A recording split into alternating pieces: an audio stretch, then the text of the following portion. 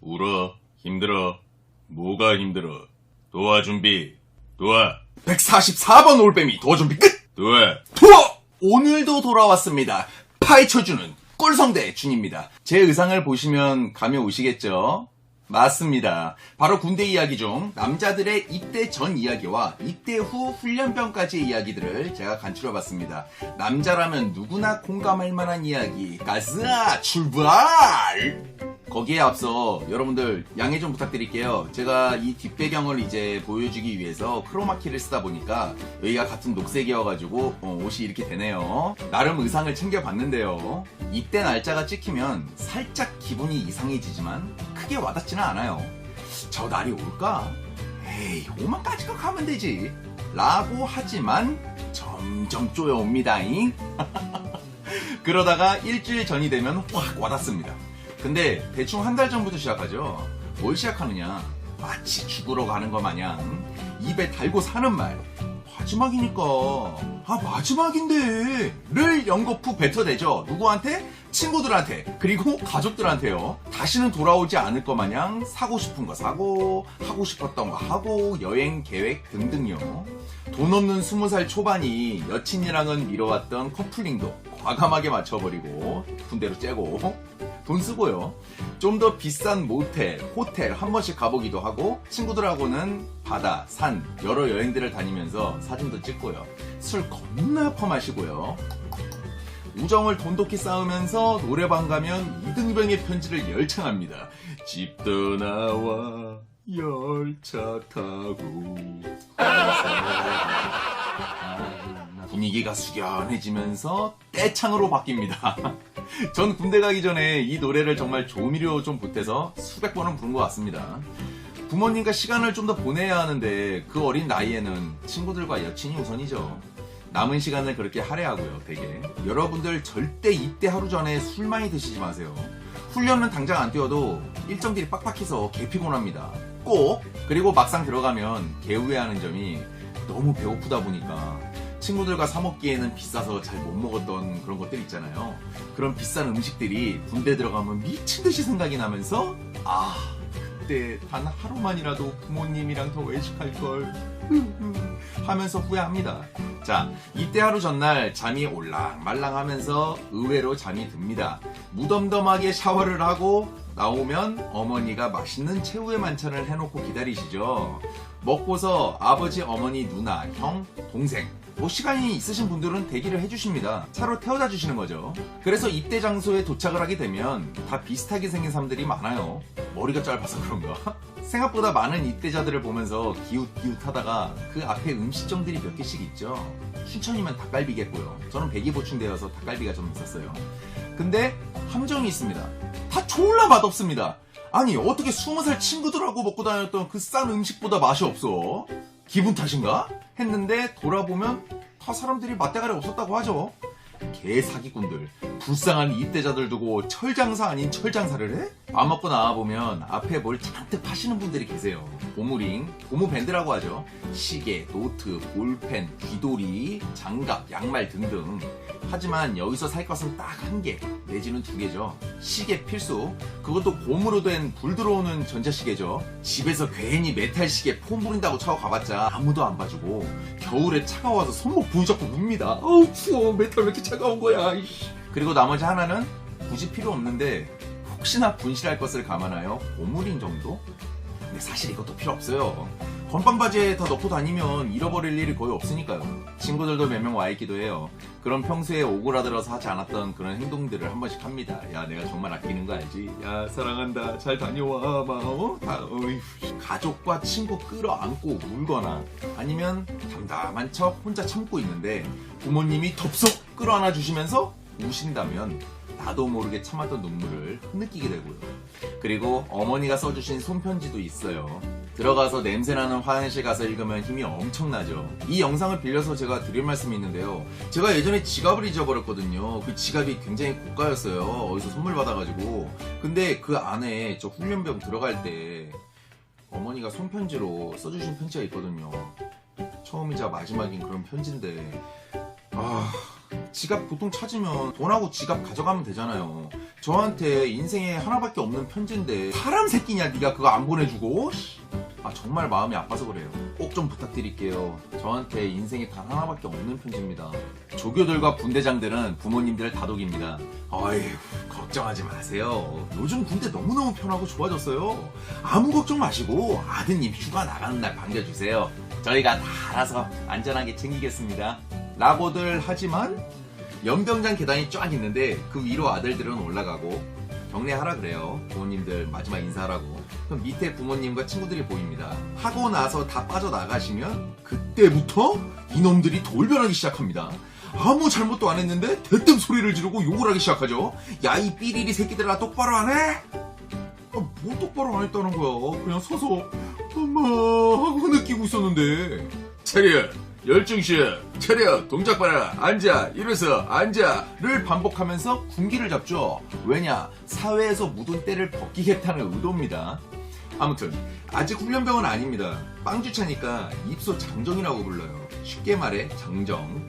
들어가면 3일간은 아무 훈련도 없습니다. 총 대신 펜을 잡아요. 왜냐? 서류 작성 엄청 하고 다시 한 번 더 신체 검사와 인성 검사, 특기 검사를 거쳐서 나름 이상한 애들 집으로 돌려보냅니다. 여기서 괜히 뺑기 써가지고 집에 가봤자 거의 다 다시 돌아와요. 괜히 시간 낭비하지 마시고 하루라도 빨리 시작하는 게 낫습니다. 인정?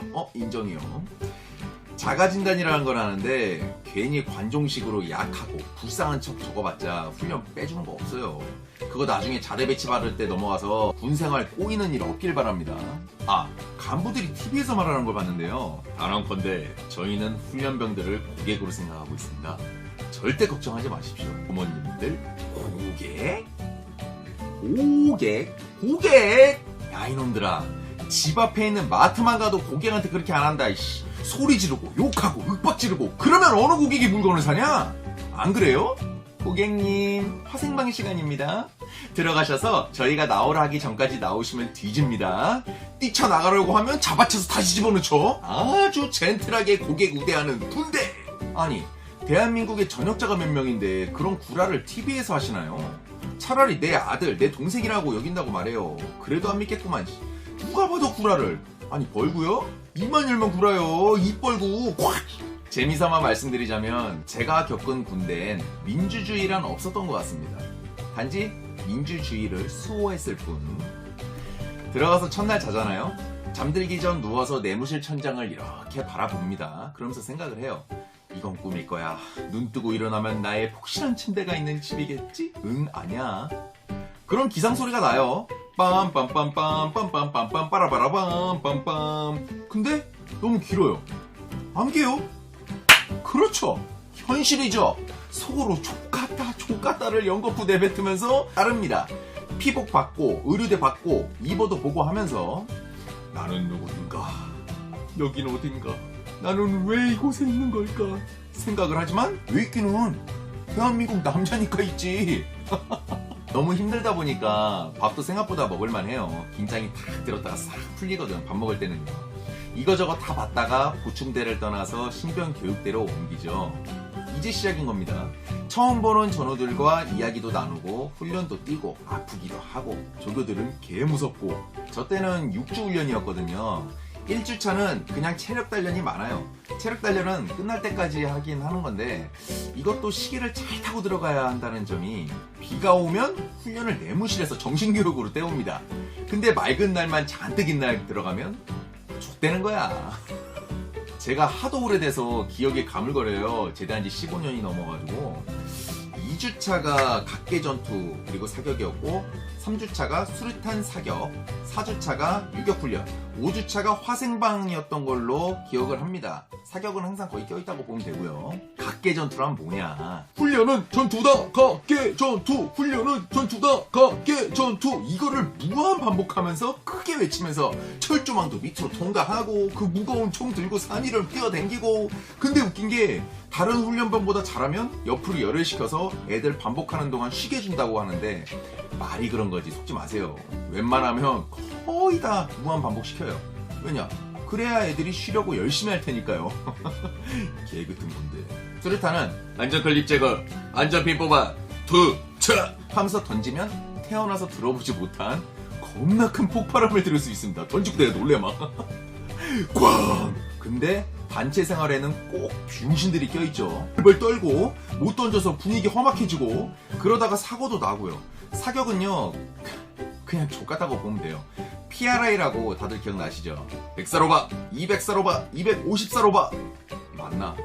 아무튼 하면서 하는 그런 제스처들이 있는데 무릎하고 허리하고 막 끊어지는 느낌? 하도 막 누웠다 일어났다 굽혔다 일어났다 하니까요. 유격은 옷이 제일 더러워진다고 보면 돼요. 빡셉니다. 특히 마지막에 40km 행군할 때요. 이것도 신기한 것이요. 진짜 이러다 죽겠다. 아, 더 이상은 정말 안 돼. 라고 느낄 때쯤 희한하게도 쉬게 해줍니다. 오, 신기해요, 정말. 그러면서 봉고차가 막 달려와요. 저거 뭐지? 보면은 군종 마크를 다른 사람이 내려서 기도도 해주고 초코파이랑 사이다 던져주고 가요. 지는 기도하고 봉고차 타고 가고 썩을 죽이고 싶죠? 아니, 부럽죠. 화생방. 와, 뭐라 해야 되나 이거.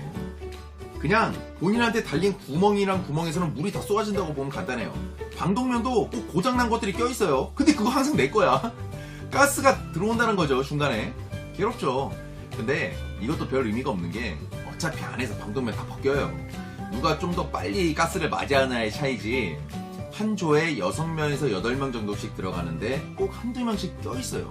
아까 말한 그 병신이요. 얘가 뭐냐면 중간에 막 힘들다고 막 으악 하면서 막 소리 지르고 이러면서 조교가 못 나가게 막아도 힘으로 조교 밀고 문 박차고 나가버려요. 그럼 안에서 버티고 뭐야 따가워 이러고 있는 사람들은 그 애가 다시 돌아올 때까지 그 가스를 계속 더 먹고 버티고 쳐먹어야 되는 거예요. 진짜 열받았던 게 그놈 때문에 시간도 지연됐잖아요, 우리는.